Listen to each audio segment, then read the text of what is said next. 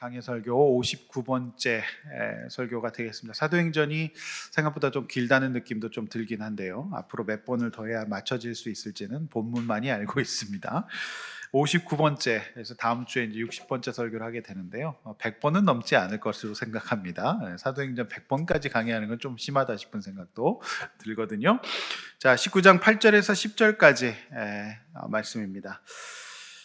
최근 코로나로 인해서 얼어붙은 영화계가 굉장히 얼어붙었죠. 교회뿐만 아니라 또 모든 사업뿐만 아니라 특별히 문화예술계에서 영화계가 이 코로나의 직격탄을 맞아서 거의 지금 그쪽의 근로자들이 굉장히 고난당하고 있다고 하죠. 최근에 그 이준익 감독의 흑백 영화 한 편이 개봉되었습니다. 자산어보라고 하는 영화입니다. 이 시대 배경은 조선 영조와 순조왕의 시대였던 1801년에 200년 전에 우리 조선 땅에 있었던 일입니다. 초창기 로마 가톨릭 교회 선교 정책은 지금보다는 굉장히 근본적이었던 것 같아요. 그래서 그 당시 200년 전 조선 시대에 두 가지를 얘기했습니다. 제사를 금하라. 유교와 성리학의 근본인 조선 시대에 조상을 섬기지 말아라, 제사를 아예 폐하라고 로마 교황청에서 이렇게 선교 정책을 말했던 것이죠. 또 하늘 아래 진정한 왕은 하나님이다. 그래서 우리는 왕을 섬기는 것이 아니라 하나님을 섬기는 것이다.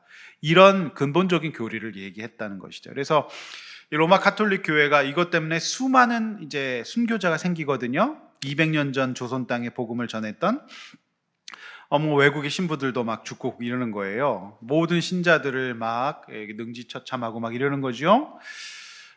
그래서 그 이후에 로마 가톨릭 교회는 굉장히 토착화된 현지의 문화를 존중하는 분위기로 이제 나가게 되는 것 같아요. 이거를 조선 시대에서 조선 왕조가 받아들이기 굉장히 어려웠겠죠. 근본이잖아요. 조상을 섬기는 성리학과 유교, 그 다음에 왕은 하나님이다. 이거는 그냥 천인공노할 죄인 거죠. 그래서 그 당시에 깨어 있었던 지식인 형제였던 정약전, 전약용, 정약종 요 샘 형제가 이제 천주교인이 됐습니다. 근데 제가 이 영화를 보면 굉장히 그래도 진실하게 믿었던 것 같아요. 그래서 이 박해 앞에서도 굴하지 않아요. 그래서 이 약종은 정약종은 죽음을 면치 못합니다. 끝까지 신앙 고백을 잃지 않아 가지고, 그리고 약전과 약용은 각각 흑상도와 강진으로 유배를 떠나게 됩니다. 그 당시 200년 전 흑상도와 강진이 어떤 곳이었을까요? 그곳에서 13년이나 유배를 하게 됩니다. 그리고 정약전이 형인데요. 사실 정약용보다 더 위대한 학자였다고 해요. 그래서 정약용 학자가 형한테 자문을 구할 정도로 탁월한 학자였는데 동생 정약용과 달리 실생활에 도움이 되고자, 왜냐하면 본인의 생각을 담은 책을 쓰면 가문이 더 멸문주화를 당하고 많은 사람들이 고난을 당할까봐 정약전은 실용적인 책을 씁니다. 그래서 정약용이 엄청난 책을 썼거든요. 그 당시에 목민심서나 뭐 이런 책들 다 썼는데 이 정약전은 어류동함을 씁니다. 백성들이 먹고 살고 이제 해가 있는 음식은 또 먹지 않고 이렇게 하기 위해서 자산오보라고 하는 조선 최초의 어류도감을 이제 쓰게 된다라고 하는 줄거리의 영화입니다. 영화가 또 사람들 많이 안 봐갖고요. 뭐 넷플릭스나 이런 데 다 풀린 것 같아요. 그래서 돈 한번 들이셔가지고 한번 영화 한번 보시길 바랍니다. 몇천 원이면 됩니다. 저는 이 영화를 보면서 이 개신교 목사로서 천주교 전파 초기의 핍박을 보면서 한 두 가지가 생각났어요. 하나는 이들도 그리스도 안의 한 형제로서 야, 이렇게 고난당했구나, 어떤 그런 동질감이 좀 느껴졌고요. 또 하나는 사도행전이 생각이 나더라고요. 그게 어떤 의미냐면 이 조선 시대의 그 조선 사회가, 유교 성리학 사회가 복음을 못 받아들이고 또 사대부라든지 관료들이 기득권이 있잖아요, 대대로. 그래서 그걸 못 내려놓고 이렇게 핍박을 하듯이 수천 년 전 율법의 세상 속에 살아왔고 유대교가 나름대로 체계를 갖고 있고 제사장과 바리새인과 이런 어떤 그 기득권이 있었잖아요. 이것을 내려놓고 바울이 전하는 예수 그리스도의 복음을 받아들이기에는 쉽지 않았을 것이다 라는 생각을 갖게 되었습니다. 오늘 본문의 바울은 또다시 유대인들의 강력한 저항에 맞이하게 됩니다. 과연 2000년 전 에베소에서는 어떤 일이 있었을까를 우리가 함께 또 볼 것인데요. 200년 전 조선이 그렇게 거부했던 복음은 결국 조선 땅의 민초들로부터 상류층에 이르기까지 다 복음이 씨앗을 뿌리고 열매 맺게 되었고요. 지금 한국은 전 세계에서 아마 제가 알기로는 가장 많은 선교사, 또 미국 다음 2위인가 1위인가 그럴 겁니다. 그래서 이렇게 선교사님을 많이 보내고, 그리고 그 동양의 예루살렘으로 불릴 만큼 공항에서 올 때 수많은 십자가가 눈에 띄는 그런 소위 기독교 국가 비슷하게 되었습니다. 이런 세상이 되었어요. 이거를 200년 전에 복음을 전했던 사람들은 잘 몰랐겠죠? 자, 이렇게 핍박받았던 에베소 교회, 그리고 핍박했던 로마 역시 복음으로 정복되는 모습을 볼 수가 있습니다. 저는 오늘 두란노 서원이라고 하는 제목으로 말씀 전하려고 하는데, 유대인들의 핍박이 심하지만 복음은 결국 승리하거든요. 우리 모두가 사도행전 19장 에베소 교회 두란노 서원에서 있었던 하나님의 역사를 보면서 우리 인생의 문제를 또 해석받고 또 묵상하는 시간 되기를 원합니다. 은혜 예배 시간 되기를 소원합니다. 자, 본론으로 들어갑니다. 돌아온 바울의 이야기죠. 자, 브리스길라와 아굴라 부부와 함께 고린도를 떠난 바울은 중간 기착지인 에베소에 이들 부부를 남겨두고 더 머물러 주기를 간청하는 성도들을 뒤로한 채 예루살렘과 안디옥 교회에 도착하여 그간의 선고 보고를 했다고 말씀드렸죠. 자, 다윗이 윗지방을 거쳐서 다윗이란다. 바울이 윗지방을 거쳐서 에베소로 돌아왔죠. 그리고 에베소를 떠날 때 성도들과 하나님의 인도하심이 있었다면 다시 만날 수 있을 것이다는 18장 21절에 이제 약속을 지킬 수 있었습니다. 오랜만에 우리 윤진섭 형제가 들어오니까 제가 갑자기 진섭 형제 보느라고 바울을 다윗이라고 얘기를 했어요. 깜짝 놀랐어요. 우리 바울이 온 것 같이 제가 기쁘네요. 네, 정말 몇 달 만에 진섭 형제가 예배를 왔네요. 조용히 들어왔습니다. 저녁에가 됐는데 제가 그냥 진섭 형제 딱 오니까 너무 놀라갖고 그것만 보느라고 지금 바울이 막 다윗이 되고 이러네요. 자, 지난주에 말씀드렸죠. 세례 요한의 세례만 알고 있었던 뭔가 많이 부족했던 에베소 교회에 어떤 제자들이 이제 말씀으로 온전케 되었다. 지난주 이제 제가 말씀이었습니다. 자, 본문 8절입니다. 어떤 제자들의 양육을 마친 바울은 본격적으로 유대인의 회당에 들어가서 석 달 동안이라고 하는 짧지 않은 기간에 담대히 하나님 나라에 관해서 말씀을 전합니다. 자, 여기서 석 달 동안 말씀을 강론했다라고 하는 시제가 미완료형이에요. 그래서 신학교에서 이런 거 배우거든요. 그러니까 뭐 신학교 다녔다고 티내는 겁니다. 네. 이런 거 배워요. 그래서 이제 이 시제가 뭐 미완료형이다. 이런데 이 의미가 뭐냐면 바울은 석 달 동안 하고 싶을 때 하고 본인의 컨디션이나 상태에 따라서 말씀을 전했다 안 전했다 이렇게 하지 않았다는 거예요. 그러니까 쉼 없이, 그러니까 이제 이 원어를 보면 이런 의미가 좀 있는 거죠. 쉼 없이 복음을 전했다는 거예요.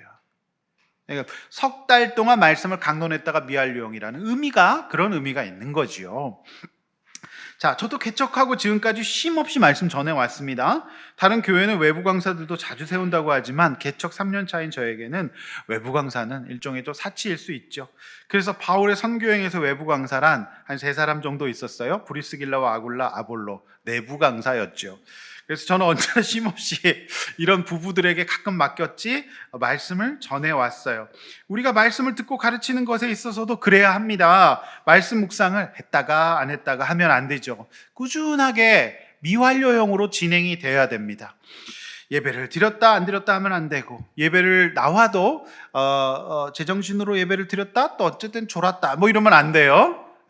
우리가 끊임없이 깨어서 예배를 드리며 하나님이 어떤 분인지를 배우고 말씀을 반응해야 되는 거죠.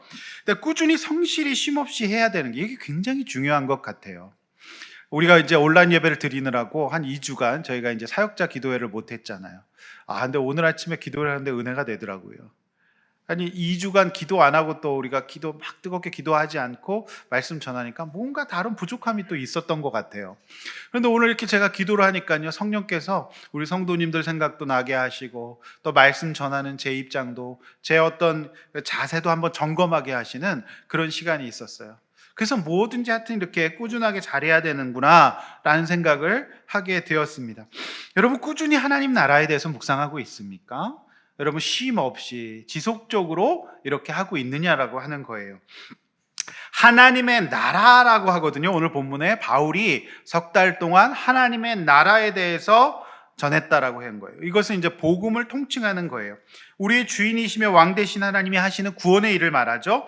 예수님을 보내시고 우리의 죄를 위해서 죽으시고 부활하셨고 다시 오실 예수님에 관한 말씀이에요. 자, 자산어보의 영조, 순조, 왕들은 죽었지만 하나님은 영원히 이 땅을 다스리고 계십니다. 따라서 진정한 왕은 하나님이죠. 그 진정한 왕이 다스리시는 나라가 하나님의 나라인 거예요. 조선왕조는 망했지만 하나님의 나라는 200년 전이나 지금이나 영원한 거죠.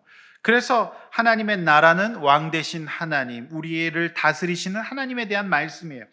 이 땅을 살아가는 그리스도인은 어쩌면 이중 국적 갖고 있는 거예요. 첫 번째 국적 뭐죠? 하나님 나라의 백성, 하나님 나라의 자녀. 그래서 하나님의 다스림 받는 거예요.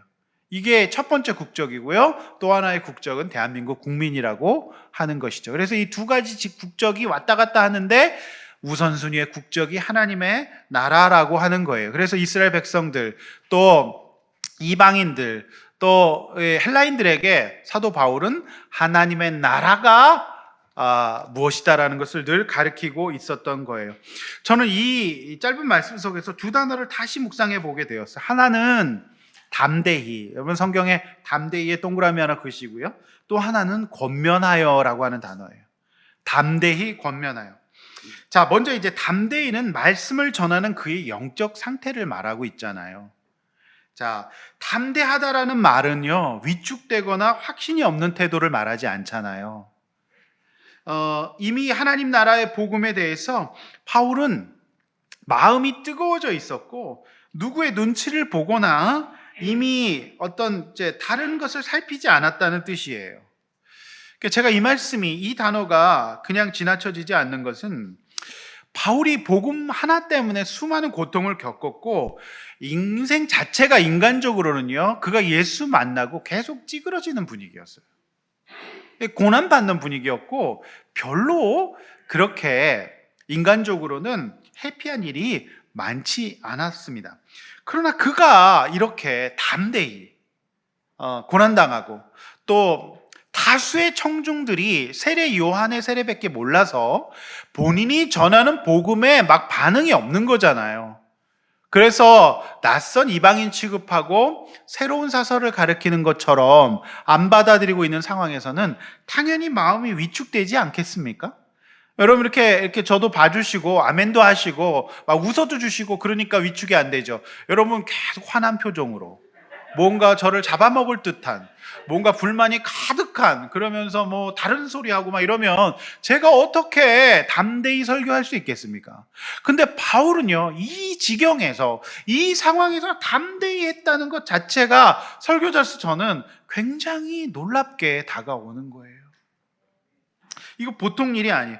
그는 언제나 외부의 환경이나 사인으로부터 왔다 갔다 하는 게 아니라 그의 마음은 이미 굉장히 뜨거워져 있었고 외부의 어떠한 냉정한 시선을 넘어설 수 있는 그 마음속에 동력이 있었다라고 하는 거예요.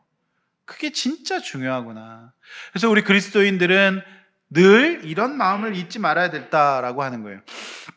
저는 이제 사실상 제가 열정이 생기지 않으면 뭘 꾸준하게 잘 못하는 성격이에요. 네. 저는 일단 열정이 와야 됩니다. 그래서 우리가 이제 저희 요즘 유행하는 MBTI에서 F형이라 그러죠. 감정형이에요. 이게 감정이 뭔가 확 일어나야 돼요. 그래서 뭔가 막 재미가 있고 막 이러거든요. 물론 이제 제가 이제 나이가 조금 아직 너무 젊지만 그래도 이제 50대가 되면서 조금 역할에 따라서 인내하는 놀라운 성령의 역사가 일어났습니다. 제가 이제 반대를 막 하는 거예요. 막 이제 반대를 이제 막 제가 제 성격인 양 막 이렇게 제가 자연스럽게 막 이제 할 때도 있어요. 그런데 역시 제가 이제 하나님께서 저를 지으신 성향이 있기 때문에 이제 진정한 어떤 그 재미와 또 열정과 보람이 느껴지지 않으면 잘 안 돼요. 정말 이렇게 잘 안 되거든요. 그러나 지금까지 제가 사역자로 살아오면서 물론 이제 말씀을 전하는 과정 속에서 이 준비 과정은 정말 힘들어요. 매번 이 설교 한 편을 쓴다는 게 쉽지 않습니다. 일주일에 2번 설교를 완성해서, 그것도 여러분들이 수준이 좀 있으시잖아요. 여러분들이 그냥 듣는 기가 있어 대충 했다가는 절대 안 되잖아요. 예? 그냥 제가 무슨 그냥 뭐 이렇게 뭐 다른 소리 해서는 안 되잖아요. 금방 여러분 냉정하게 판단하시잖아요. 그래서 제가 매번 거의 진짜로 이렇게 막 진액을 쏟는 거예요. 하루 종일 앉아 있어야 됩니다. 그래서 이게 참 굉장한 체력과 또 이제 거북목도 생기고요. 또 여러 가지 힘든 면이 있거든요. 또 책도 봐야 되고 말씀 묵상하고 기도해야 돼. 그렇지 않으면 안 돼요. 그런데요, 제가 이게 설교를 준비하는 과정은 어렵지만 앉아서 씨름하고 이렇게 본모습으로 가면 제 마음이 희한하게, 누가 시켜서 하는 건 아닌데 마음이 뜨거워지는 거예요. 그리고 그게 재밌는 거예요. 그리고 이거 얼른 뭐 전하고 싶다, 그런 마음이 드는 거죠. 제가 그거 하지 않으면 어떻게 그 일을 하겠습니까?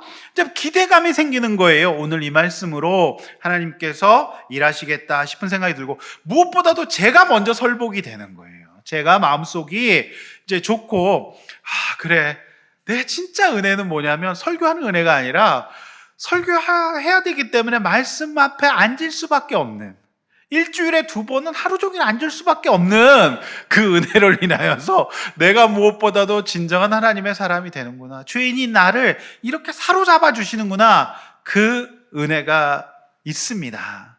여러분, 그 은혜 부러우시면 신학교에 가시기를 바랍니다. 네? 그거 한번 하시길 바랍니다. 세상적인 뭐 이런 거 별로 없어요. 근데 그 은혜 하나 때문에 이제 가는 거예요.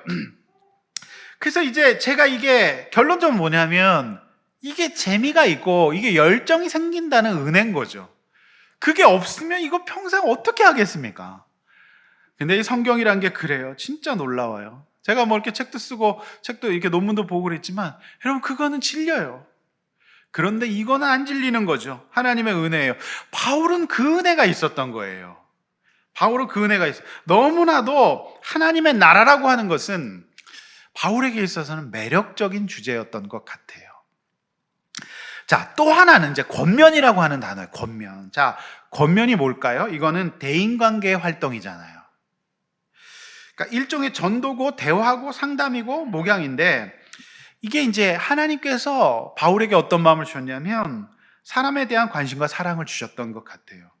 자, 바울이 받은 복음은 그가 하나님께서 주시는 은혜로 인한 담대함, 즉 심령이 언제나 살아있었던 것과 늘 그것을 다른 사람에게 전해주고 설득해주고 싶다. 내가 이것만 나만 갖고 있지 않고 이거를 풀어주고 싶다라고 하는 그 권면의 마음이 생겼어요.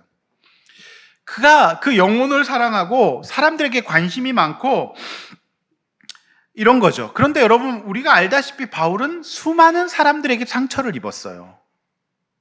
복음을 전했지만 쫓아냄 당했고 권면했던 영혼들이 그에게 돌을 던졌거든요. 그러면 이쯤 되면 어때요?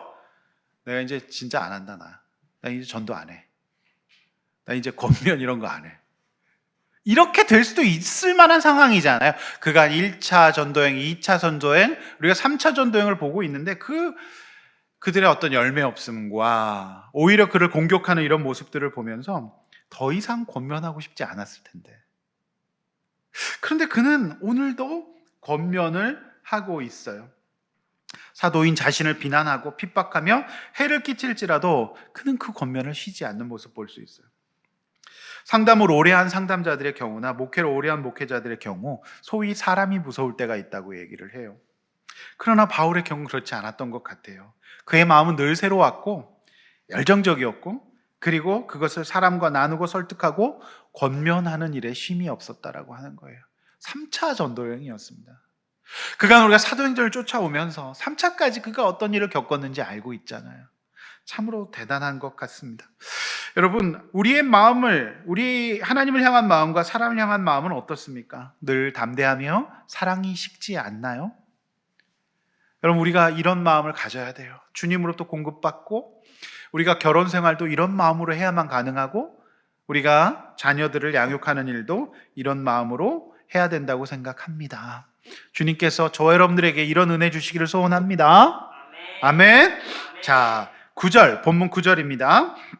정확히 바울의 상태와 반대로 가고 있는 사람들을 보게 돼요. 자, 바울이 석 달 동안 복음을 담대히 전하고 권면하는 것이 미완료형이었다고 말씀드렸잖아요. 그런데 놀랍게도 원어를 보면 이들이 마음이 굳어지는 것도 미완료형이에요. 원어상 의미가. 그러니까 놀랍죠? 네, 알고 싶으시면 신학교 가시기 바랍니다. 네, 어떤 사람들이 마음이 굳고 순종하지 않고 무리 앞에서 비방하는 것 시제 역시 미완료라는 거죠. 그러니까 원어인 헬라어 시제가 그런 거죠. 지난주에 어떤 제자들이 있었다면 오늘 본문에는 어떤 사람들이 나오는 거잖아요. 사람들이 나와요. 그래서 이들이 마음에 굴하지 않는 담대함, 즉 새로운 힘과 용기가 있었다면 지속적으로 석 달 동안 마음이 굳어져 있었던 거예요. 바울이 지속적으로 마음이 뜨거웠다면 이 사람들은 지속적으로 미완료형으로 마음이 굳어져 있었던 거예요. 자, 마음이 굳다. 어디서 많이 들어보셨죠? 요즘 우리가 출애굽기 묵상하고 있는데 마음이 굳다의 대명사 누구죠? 네, 바로 굳어지기 때문에 바로왕이에요. 네, 바로왕이 계속 바로 굳어버리는 거죠. 자, 출애굽기 묵상에서 자주 나와요. 원어상의 의미가 바로왕의 그 굳어지다. 이거를 출애굽기에서는 완고하다라는 표현을 쓰고 있잖아요. 이게 같은 의미인 거죠. 같은 의미예요. 끊임없는 모세와 하나님의 설득에도 불구하고 바로왕은 지속적으로 완고했어요.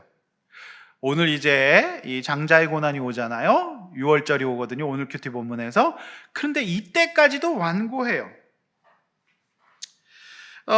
바울은 그 마음을 갖고 사람 살기 위해 말씀을 전하고 그것만으로 그치지 않고 찾아가 만나 설득하고 이야기를 들어주는 권면을 했는데 본문에 어떤 사람들은 순종하지 않고 권면하기는커녕 우리 앞에서 이 도를 비방했다라고 본문이 기록되어 있습니다. 이처럼 사람의 원리는요 똑같은 것 같아요. 늘 부드러워지거나 늘 굳어지거나 둘 중 하나인 것 같아요. 자, 이제 2주 뒤인 5월 9일은 우리 아둘람교회가 설립된 지 3주년 되는 기념주일이에요. 자, 돌이켜보면 이제 꿈만 같아요. 바울에게 회당에서 석 달이 있었다면 저와 여러분들에게서는 아둘람교회에 3년이 있었습니다. 사실 에베소 교회에서 사도 바울이 몇 년 사역했는지 아십니까? 3년 사역했어요. 예, 여러분 사도행전 20장 31절 말씀 함께 한번 읽어볼까요? 사도 바울의 서술이거든요. 한번 읽어보겠습니다. 20장 31절 시작. 그러므로 여러분이 일깨어 내가 3년이나 밤낮 쉬지 않고 눈물로 각 사람을 훈계하던 것을 기억하라. 네, 3년 있었어요. 에베소에서. 그러니까 우리가 3년 보낸 것과 똑같은 거죠. 지난 3년 동안 우리는 하나님 나라에 대해서 많이 들었어요. 그동안 여러분의 마음은 어떤 상태가 되셨습니까? 잘 점검해 보세요. 우리가 3년 돼서 이런 거 점검해야 되는 거예요. 그러니까 바울의 말씀을 들은 어떤 사람들처럼 복음을 들었지만 마음이 굳어져서 더 완고해지지는 않으셨습니까? 이 과정은 이제 농사의 과정과 똑같아요. 농부는 굳은 땅을 갈아엎는 게 좋은 농사를 짓기 위한 첫 번째예요. 자, 여러분 이제 기계로 이제 굳은 땅을 갈아엎잖아요. 그거를 이 농사하시는 분들은 로터리를 친다라고 말하더라고요. 로터리 친다. 로터리가 뭐냐면 자동차 로터리를 돌아가듯이 기계가 땅을 갈아엎는 걸 말해요. 그래서 땅을 한번 돌리는 거죠. 새로운 땅으로, 굳어진 땅을. 그래서 씨앗을 받아들일 수 있도록 부드러운 땅으로 로터리를 친다라고 얘기를 합니다. 우리 농사 짓는 분들 전문 용어니까 우리 한번 알아두시길 바랍니다. 로터리 친다, 로터리 진짜 많이 해요. 기계가 땅을 한번 이제 갈아엎는 거예요. 그러니까 이렇게 부드러운 땅이 나오면 이제 씨앗을 받아들이고 이제 품어서 열매를 맺을 수가 있는 거죠. 그게 바로 완고함이 부드러운 마음이 되는 거예요. 복음의 씨앗을 품어 열매를 맺고 그 심령에 잘 뿌리 내린 신자는요, 바울처럼 언제나 푸르고 새로운 은혜의 마음, 또 뜨거운 심령을 소유하게 되고 식물처럼 복음의 씨앗과 가지를 주변으로 퍼뜨리게 되는 거예요. 이게 똑같은 거죠. 바울이 그가 다메섹에서 예수님 만나기 전까지는 굳은 마음이었죠. 일종의 하나님이 바울의 마음을 로터리 친 거예요. 그러니까 그가 이제 그 씨앗이 내리고 그 인생이 잘 자라고 어떻게 됐습니까? 계속 권면하는 인생이 된 거예요. 가지를 열매를, 잎사귀를 많이 이제 내게 된 것이죠. 자, 지난 3년 동안 말씀을 듣고 마음의 심령에 로터리를 쳐서 무언가 변화를 일으키던지, 어떤 사람이 되어 마음이 여전히 굳고 순종하지 않고 복음을 비방하는 사람들이 될 수도 있어요. 둘 중 하나일 겁니다. 자, 바울과 어떤 사람들은 점차 더 극명하게 대조되고 있어요. 이게 놀라운 대조죠. 바울과 어떤 사람들이 동일한 루트로 반대길로 가고 있는 거예요. 이게 이제 대조되는 거죠. 바울은 본인이 복음으로 변화되어 사람 살리는 강론과 권면을 했고, 어떤 사람들은 불특정 다수의 사람들에게 비방하는 사람이 되었어요. 우리의 입술은 이처럼 둘 중 하나로 쓰임 받는 것 같아요. 권면하는 입술 아니면 비방하는 입술, 둘 중 하나가 되는 것 같아요. 자, 지난 주간 제가 한 청년과 대화할 시간이 있었어요. 청년의 말이 3년 전에 아둘람 교회 와서 목사님 말씀 들으며 신앙생활하는 동안에 여러 가지 마음의 변화가 있었고, 그저 큰 교회에 묻혀서 신앙생활할 때보다는 세밀한 양육과 말씀을 들으면서 많은 유익을 누렸다고, 고맙다고 하는 말을 들었습니다. 저도 이 말을 들으면서 참 감사했어요. 자, 하나님께서 어쩜 우리 성도들을 이곳 아둘람 교회에서 세밀하게 로터리 쳐주시고 하나님께서 저와 여러분의 마음을 바꿔주시는 줄도 모르겠습니다.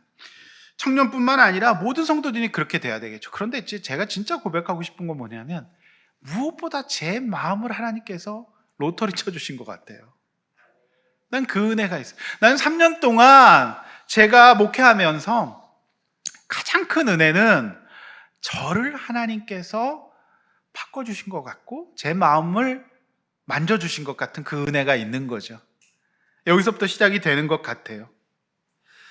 그리고 제가 계속 권면하는 상담 일을 하고 또 하나님께서 저를 조금씩 바꿔주셨기 때문에 너무 고맙고요. 또 우리 교회의 우리 성도님들의 마음을 그렇게 세밀하게 꼼꼼하게 바꿔주신 줄로 믿습니다.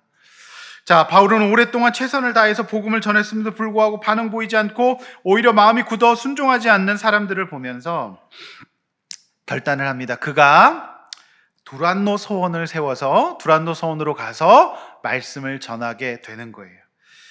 자, 어쩌면 이제 두란노 서원이라는 것은 부정적인 환경 때문에 생긴 결과물이었어요.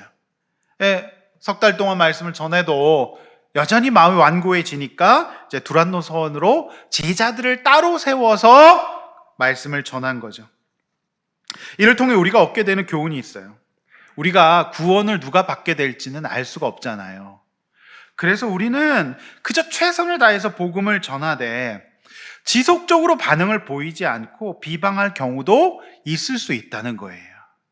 그러니까 우리가 모든 사람을 살릴 수도 없다라고 하는 걸 인정해야 된다는 거죠.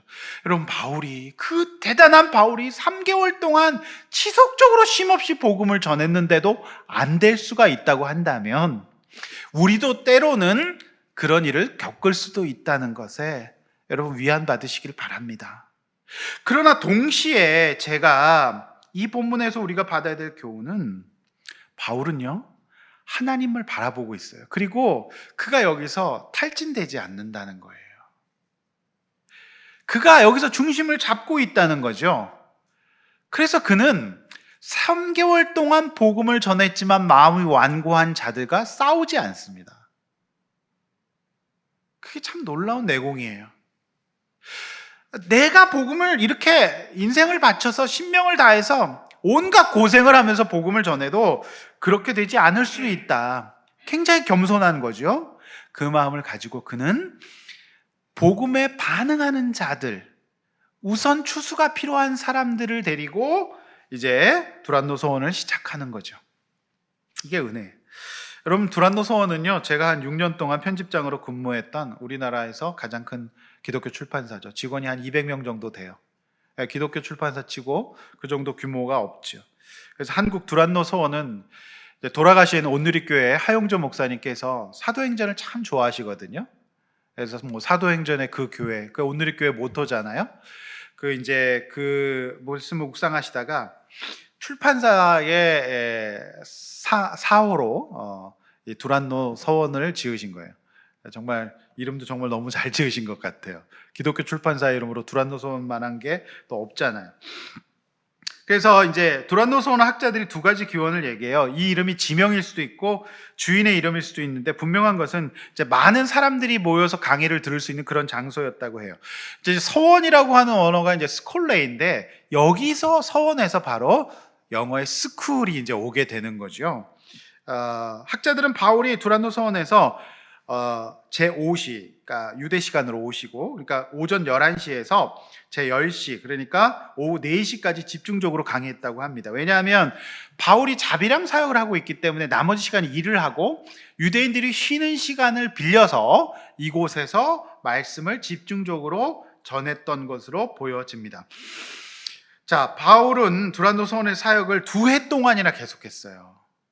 참 대단하죠. 우리가 교훈을 받아야 될 부분이 이 대목인데, 그의 사역이 늘 성공적이지만은 않았지만 마음이 굳어진 사람들 앞에서도 굴하지 않고, 그가 일을 하면서 그에게 유일한 휴식 시간이었던 점심시간을 이용해서 오전 11시에서 오후 4시까지 그렇게 끊임없이 2년 동안 복음을 전했다라고 하는 거예요.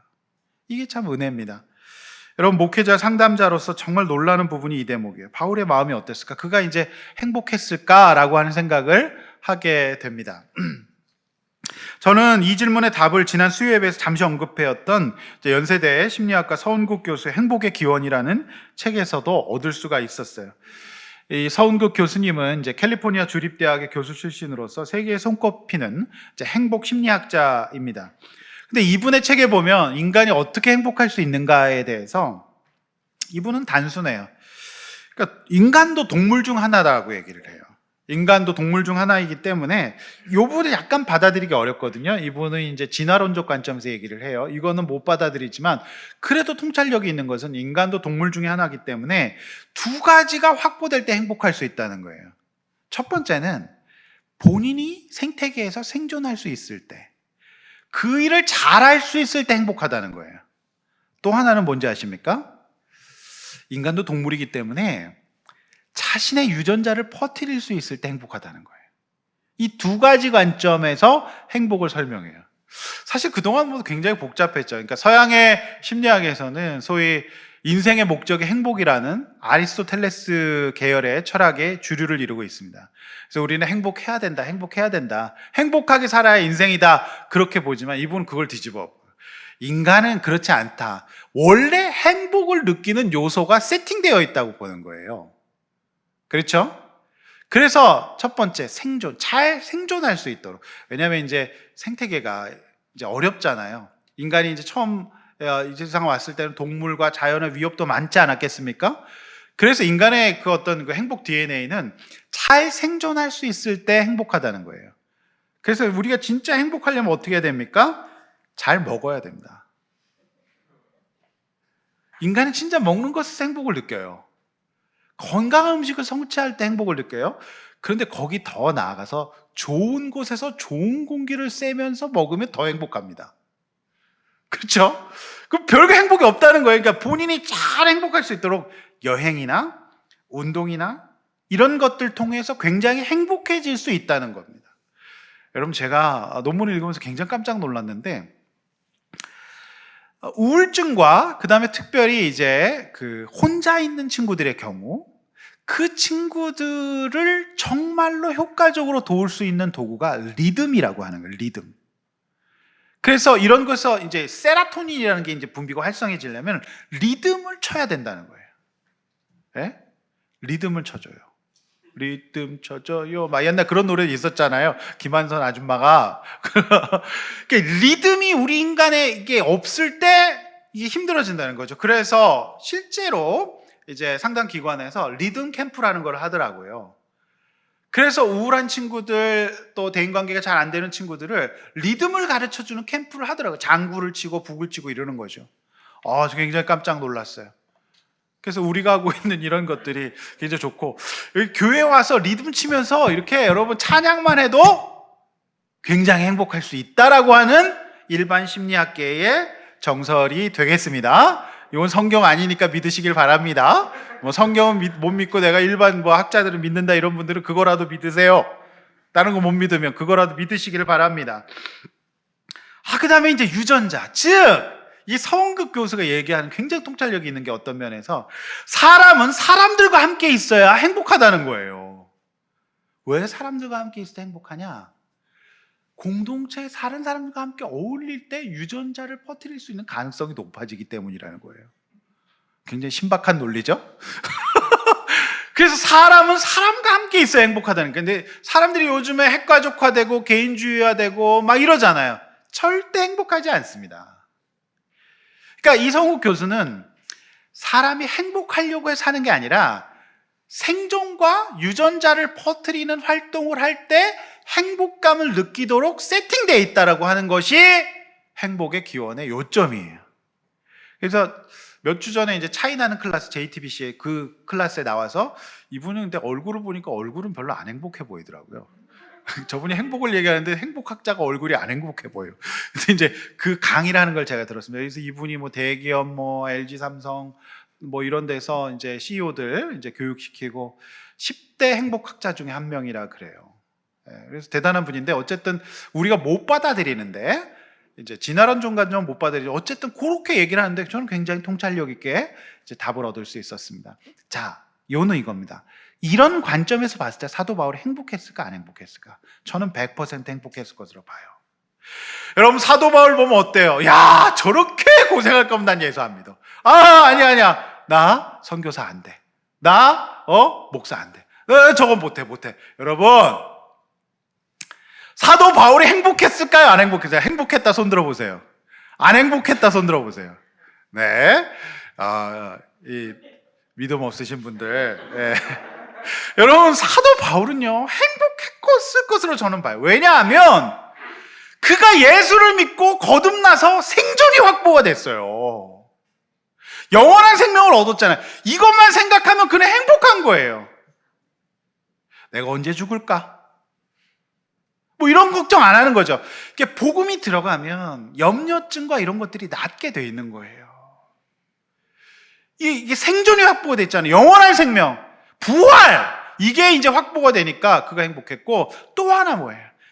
복음의 유전자를 계속 퍼뜨리면서 그는 너무 본인이, 물론 인간적으로는 어렵겠죠. 물론 그도 두 가지 이중국적이 있었다 그랬잖아요.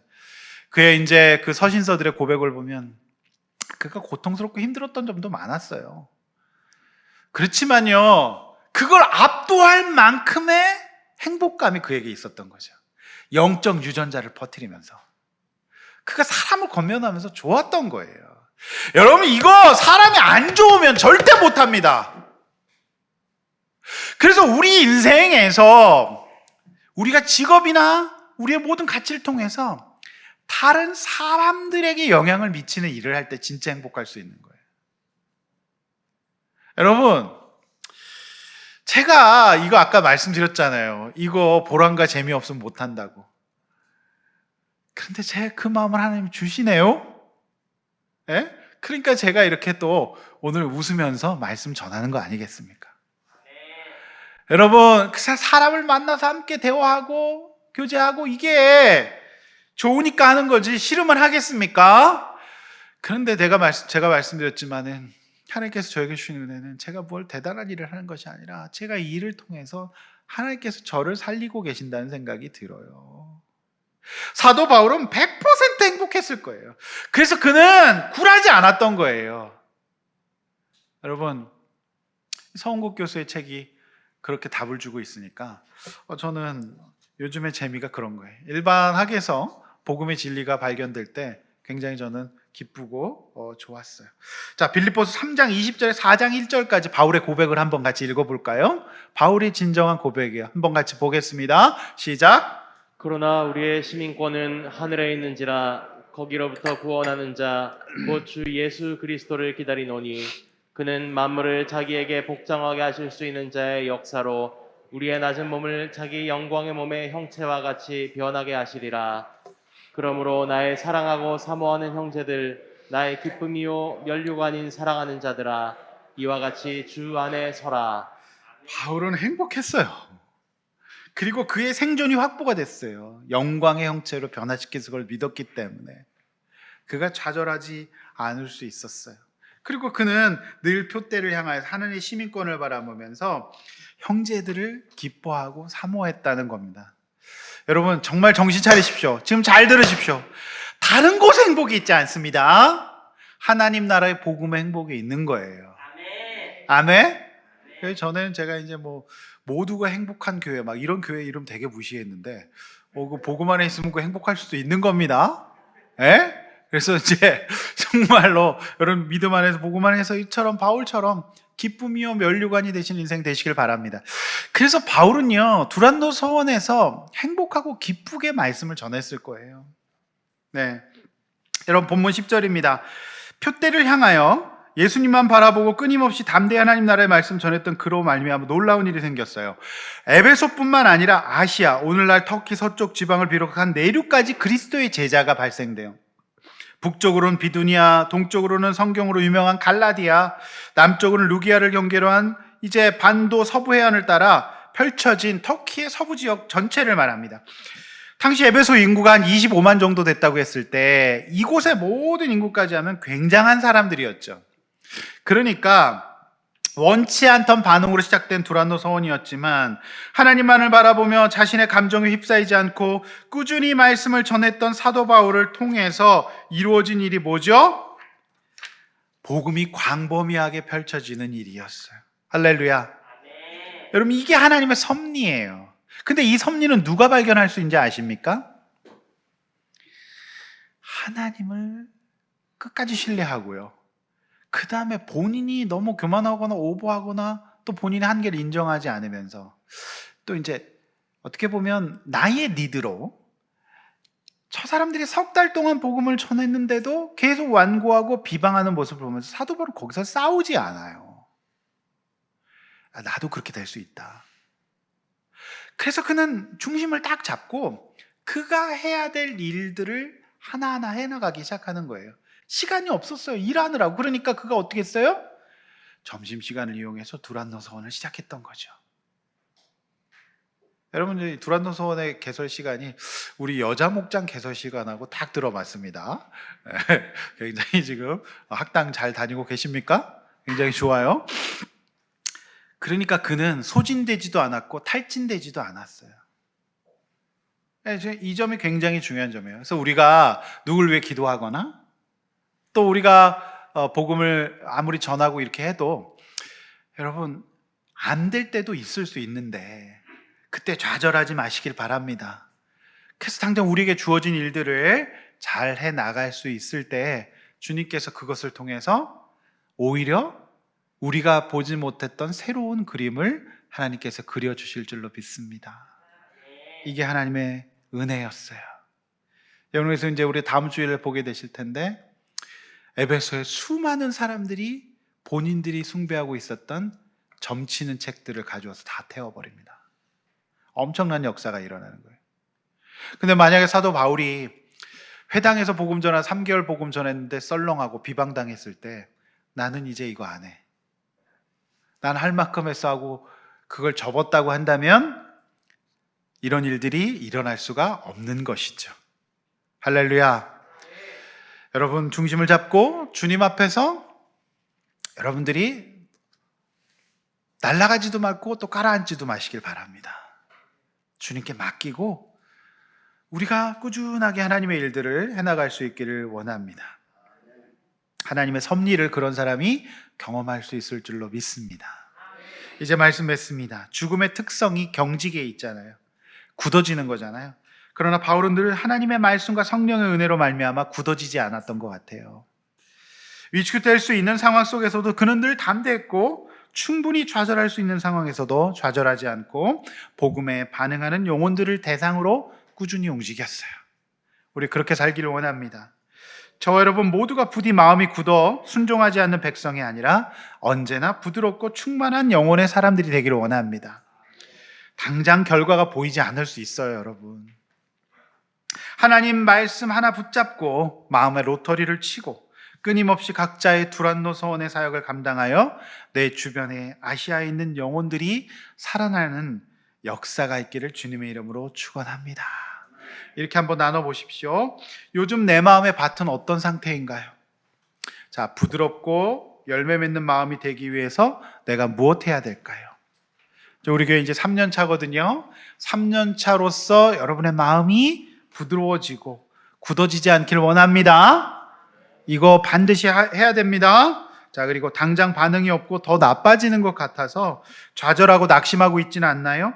자, 이럴 때일수록 예배와 큐티 양육과 목장의 두란노성원에서 마음의 로터리를 치시기를 바랍니다.